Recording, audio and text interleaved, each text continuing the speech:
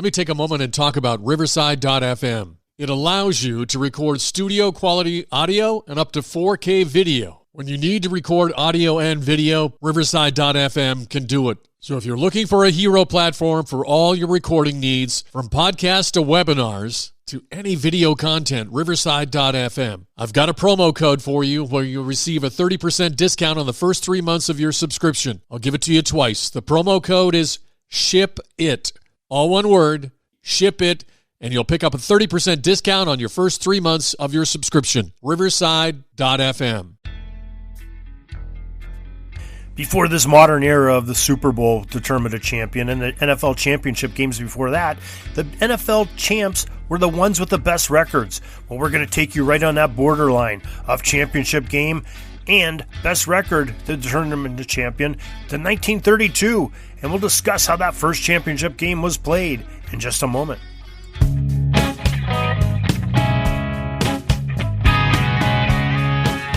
PigskinDispatch.com is a proud affiliate of the Sports History Network, the headquarters of sports yesteryear. This is the Pigskin Daily History Dispatch, a podcast that covers the anniversaries of American football events throughout history on a day-to-day basis. This is your host, Darren Hayes, and we're broadcasting from the Pigpen in Western Pennsylvania, bringing you the memories of the gridiron, one day at a time. So, with Mike and Gene Monroe, as well as Jason Neff supplying us with the tunes, let's go no huddle through today's football history headlines. Hello, my football friends. This is Darren Hayes of PigskinDispatch.com, and welcome to the December 18th Football History Headlines, as we were going to go through all of these championship games and great players that had birthdays on December 18th. So let's start off right now on the big story of the day, December 18th, 1932, in Chicago, Illinois. The NFL decided that a final game to determine a champ would be played in a special Chicago game at Wrigley Field on December 18th, 1932. The title was supposed to be given to the team with the best record, as it had been for over a decade in the young NFL. The season, though, ended with the Chicago Bears and the Portsmouth Spartans in a virtual tie atop the league. The Chicago Bears were 6-1-6. The Portsmouth Spartans were 6-1-4. They both had an .857 winning percentage. And the Green Bay Packers lurked right behind them with a 10-3-1 record. .769 was their percentage. It is believed that George Halas challenged the Spartans to play in a game to settle the tie. They wanted no part of the type of a co-champion baloney. Thus, we in essence had our very first NFL championship. The first postseason game in NFL history had some huge twists and turns to make it quite a remarkable story, even besides the fact that the game was going to be played to determine an NFL champion. The first odd occurrence was that the Spartans star, Earl Dutch Clark, was unable to play the game because he had to work. Well, it may sound crazy to us today, the fact that the professional players of that era did not make enough of a living to call all year long. Most had to take off-season jobs to make ends meet, and even superstars like Dutch Clark, who had worked as a head basketball coach at Colorado College, and his hoops team had a game on that December 18th, and Dutch couldn't get off work to make the football game in Chicago. The second crazy thing that happened was that due to a freak late blizzard in Chicago. The game had to be moved inside Chicago Stadium because Wrigley was covered with deep snow and frozen in dangerous sub-zero temperatures. The playing field had to be modified to play inside, so the game was played on a field only 80 yards long and some 30 yards narrower than the normal width the teams played on all season. They also had no kicking game of field goals or extra points in that game. The last item that took place surrounding the game happened on the contest's only touchdown. Bronco Nagurski threw a scoring jump pass to Red Grange, but the Spartans argued that Nagurski did not meet the requirement of a legal forward pass, and those days had to be 5 yards or more behind the line. The play stood, and the Bears ended up winning the NFL title by the score of 9-0. The Spartans franchise would become a Lions in 1933 when they moved from Portsmouth, Ohio, to Detroit, Michigan, after Detroit radio businessman George A. Richards purchased the rights to the team for $8,000. This was a hefty sum at the time, but Portsmouth had, after all, just recently played in what some would be called the first impromptu NFL championship game against Chicago Bears, shorthanded of their star player. The Motor City was a risky place to put a team at this point, as 3 previous franchises had failed there, but Richards knew that the city needed a winner, and he took the chance. It was well worth the risk, as a newly named Lions team would win the NFL title in 1935 and later in 1952, 53, and the 1957 seasons. Richards took another chance with his football franchise in 1934 when he scheduled a game on Thanksgiving Day. Though it failed when in other cities, save Dallas a few decades later, the turkey game in the Motor City was a huge success. Unfortunately, in 1940, Mr. Richards had to sell the franchise due to declining health issues and a fine from the NFL for draft tampering, but his $8,000 initial investment turned into a $225,000 sale of the Lions to retail magnate Fred Mandel. The Lions eventually were purchased by the descendants of Henry Ford and are owned by the family to this day. December 18, 1949, at the LA Coliseum in Los Angeles, California, the LA Rams and the Philadelphia Eagles met for the National Football League championship title. Weather conditions were dreadful as a driving rain caused the grass field to become quite a quagmire. A 1988 Pro Football Researchers Association article on the game in the Coffin Corner Volume 10 shares a story. Over an inch of rain fell in the LA area, and many wanted the game postponed until Christmas Day. NFL Commissioner Burt Bell was having nothing to do with any sort of postponement and ordered the game go on as scheduled. The Eagles, with their solid defense, were a 7-point betting odds favorite in the contest. What they did was double the win in margin as their stifling defense shut the Rams down in a 14-0 victory. The Eagles' offense put 1 touchdown on the board, but the rest was all defense as the Rams were held to a record 21 total rushing yards. And special teams blocked a punt in the second half for the other Philly score. Now let's take a quick break from our headlines and let me remind you can learn more about Gridiron history on our website, pigskindispatch.com. And you can contact me, Darren Hayes, at pigskindispatch@gmail.com. We'd love to hear from you. Speaking of hearing from someone who's here is one of my podcasting partners from the sportshistorynetwork.com that has a message just for you. Hi, this is John Gidley. Join me each Friday for a trip into the football attic, where I'll delve into forgotten but noteworthy stories of the National Football League. You're bound to learn something new or have your memory jogged each week. That's every Friday, only on the Sports History Network and wherever podcasts are available. December 18th, 1959, former Washington Redskins quarterback Sammy Baugh was named as the first coach of the AFL's New York Titans. Baugh was a collegiate head coach from 1955 through 1959 at Hardin-Simmons University after his playing days were over in the NFL. He spent 2 seasons as a Titans head man, achieving a record of 14-14. He later went on to coach the University of Tulsa and even became the Houston Oilers' 4th ever coach in 1964, per the MissYouBlue.com website. December 18th, 1988, the Seattle Seahawks win their first ever division title per the Washington Post. The division of the AFC West title came down to a pivotal game with the LA Raiders. Yes, I just did say the AFC West for the Seahawks and the LA Raiders. Seattle was in the AFC West division from their inception in the 1970s until realignment in 2002 when they were moved to the NFC West, as they are today. Also, the Raiders franchise spent some time calling Los Angeles home in between stints in Oakland and before they moved to Las Vegas in 2020. We all straight now? Now that's cleared up, the Seahawks won the AFC West title in 1988 with a 9-7 record, and they dashed the Raiders' hopes, who came in the game at 7-8. It was a close call, though, as the final score was Seahawks 43, Raiders 37. Quarterback Dave Craig for the Seahawks threw 4 touchdowns, and wideout Steve Largent extended his catching a pass streak to 167 games in the victory.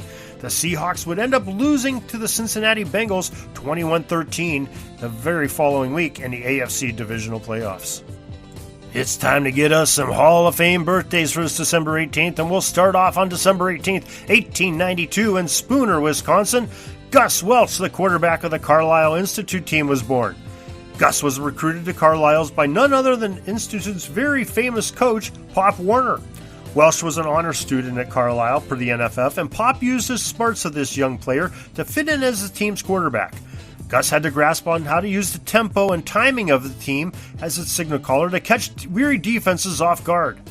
Many experts believe that Welch would have had even more national acclaim if it wasn't for the big cast of a very big shadow of teammate Jim Thorpe that he was in. The National Football Foundation selected Gus Welsh to enter into their College Football Hall of Fame in the year 1975. December 18th, 1956, San Francisco, California. The linebacker from UCLA, Jerry Robinson, celebrates his birth. FootballFoundation.org shares the story that Jerry was first used as a wide receiver when he first showed up at UCLA, as he could run the 100-yard dash in 9.5 seconds and leap 6 foot 5 inches in the high jump. They eventually moved him to inside linebacker. Robinson used his speed and athleticism at linebacker to become a 3-time All-America selection.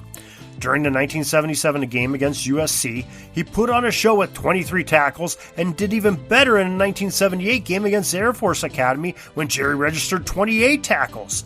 As a Bruin, Robinson had 468 career tackles, which set a UCLA record. The voters of the NFF welcomed Jerry Robinson into the College Football Hall of Fame in the year 1996. December 18th, 1958, at Baytown, Texas, Scott Warner of the University of Georgia, a safety, was born. Scott is heralded as one of the greatest Bulldog defenders of all time, as he and his teammates went a perfect 12-0 in 1980 and won the national title. The NFF tells us that Warner was a first-team All-America selection as a senior, and he made 2 key interceptions in Georgia's win over Notre Dame in the 1981 Sugar Bowl for the national title. To his credit, Warner had 13 collegiate career interceptions and 303 career interception return yards. He is widely considered to be the best punt returner in Bulldog history, as he set UGA records for career punt return yardage with 1,077 yards and his 488 yards in a season of punt return yards and 190 yards of kickoff returns in a game. This has resulted in Scott twice being named as the University of Georgia's Outstanding Special Teams Player of the Season. The National Football Foundation selected Scott Warner to enter into the College Football Hall of Fame in the year 2016. We hope that you find some time to join us tomorrow for the December 19th football history headlines as we talk about a Philly blizzard in a 1948 championship game. A plane crashes into an NFL stadium right after a game has ended, and the Frankfurt Yellow Jackets take home an NFL title. It's all coming up tomorrow, so don't miss it. And make sure you get notified the second the next edition of this podcast is released. Put your mouse cursor over the subscribe button on your podcast player and press it. You can also find all the episodes at your favorite podcast provider at PigskinDispatch.com or the SportsHistoryNetwork.com, where you'll also find many other great nostalgic sports stories and interviews of podcasts with an all-star cast of podcast hosts and guests to share some of history's greatest sporting events. Peeking up at the clock, the time's running down. We're going to go into victory formation, take a knee, and let this baby run out. Thanks for joining us. We'll see you back tomorrow for the next podcast. We invite you to check out our website, PigskinDispatch.com, not only to see the daily football history, but to experience positive football with our many articles on the good people of the game, as well as our own football comic strip, Cleat Marks Comics. PigskinDispatch.com is also on social media outlets, Facebook, Twitter, Instagram, and don't forget the Pigskin Dispatch YouTube channel to get all of your positive football news and history. Special thanks to the talents of Mike and Jean Monroe, as well as Jason Neff for letting us use their music during our podcast. This podcast is part of the Sports History Network, your headquarters for the yesteryear of your favorite sport. You can learn more at sportshistorynetwork.com.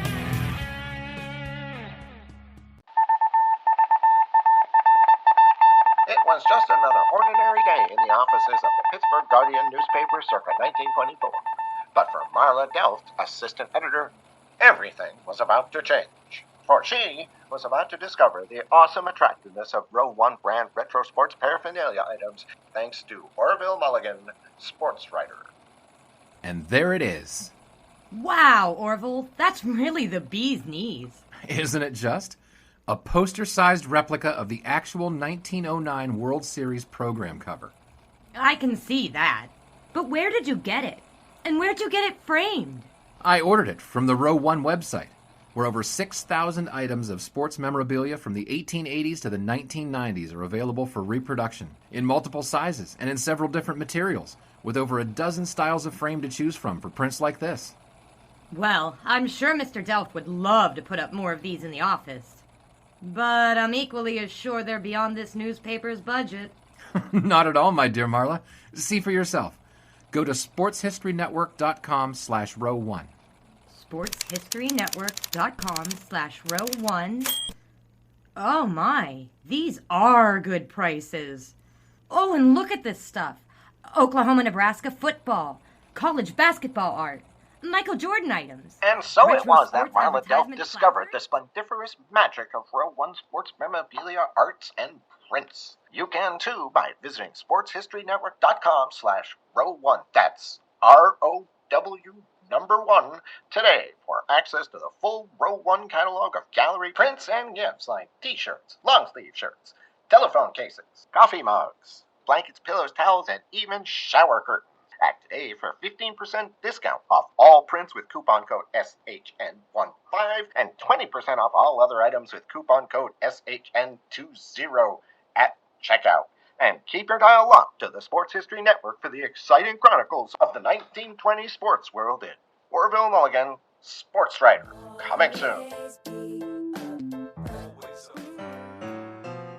Are you having a hard time figuring out what to get Dad for Father's Day? You should check out Row 1 Brand's Vintage Pictorum Gallery. They have America's best sports art. With over 7,200 historic sports prints, you're assured to find something unique for Dad this Father's Day. Instead of a boring old tie, get him a historic baseball photo taken by Henry High Sandom at the historic Polo Grounds Stadium in New York City during the 1894 Temple Cup. Or, if he's an NFL buff, check out the 1963 vintage NFL poster. These are so good looking that you'll be amazed how they turn out. Shop now at sportshistorynetwork.com/row1 and save 15% off your order.